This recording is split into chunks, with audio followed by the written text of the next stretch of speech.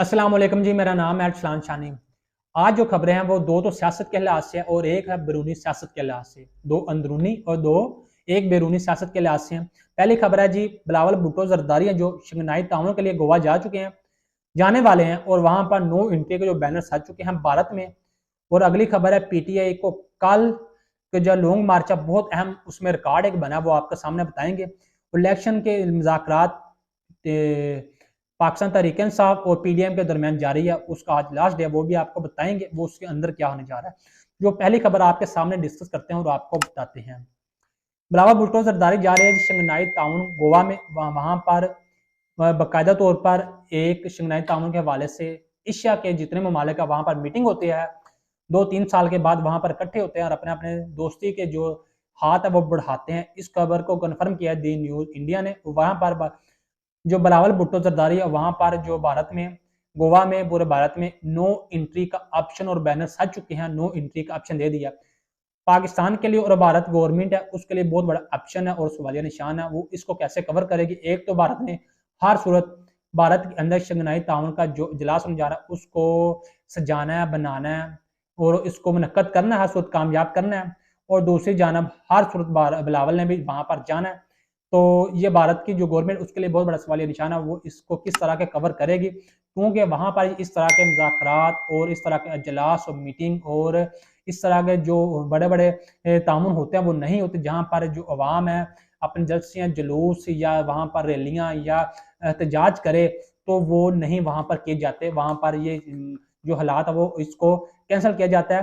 तो वहाँ पर पाकिस्तान और भारत के दरमियान जो बर्फ़ है वो भी पिघल सकती है, जो कि पाकिस्तान और भारत के दरमियान जितनी भी बर्फ़ जो जमी हुई है, अगर इंडिया के नरेंद्र मोदी और पाकिस्तान के बिलावल भुट्टो आपस में मिलते हैं और मुसाफा करते हैं, या भारत के जो है वज़ीर ख़ारिजा वो या पाकिस्तान के वज़ीर ख़ारिजा मिलते हैं, तो कुछ खबर मिलेंगी अच्छी देखने को। आने वाले दिनों में देखेंगे क्या होता है, लेकिन खबर यह है कि क्या भारत इसको किस तरह से एक्सेप्ट कर पाएगा या नहीं। जो आखिरी बार पाकिस्तान की तरफ से गए थे, भारत की तरफ से आखिरी दौरा हुआ था पाकिस्तान की तरफ से, वो हुआ था सरताज अजीज ने किया था आखिरी बार हार्ट ऑफ एशिया कॉन्फ्रेंस की 2016 में। इसके बाद अब तक नहीं गए क्योंकि बीच में जो गवर्नमेंट था वो इमरान खान साहब की आई थी, उसके दरमियान पाकिस्तान और भारत के दरमियान जो हालात थे वो अच्छे नहीं देखने को मिले।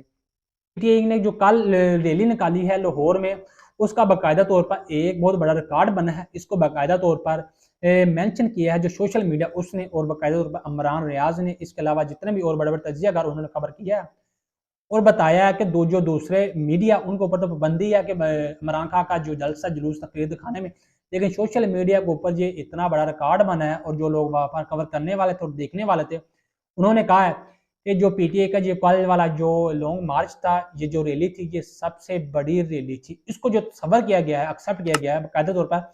बड़े बड़े जो खबर जानने वाले और वहाँ पर जो कवर करने वाले कैमरा मैन थे उन्होंने कहा जी जी जो वहाँ पर एक मीनार पाकिस्तान में जलसा होता है, या आज से कुछ अर्सा पहले जब इमरान खान के ऊपर हमला किया जाता है वहां पर, तो वहां उससे भी ये बड़ी ये रैली खबर की गई है, एक्सेप्ट की गई है।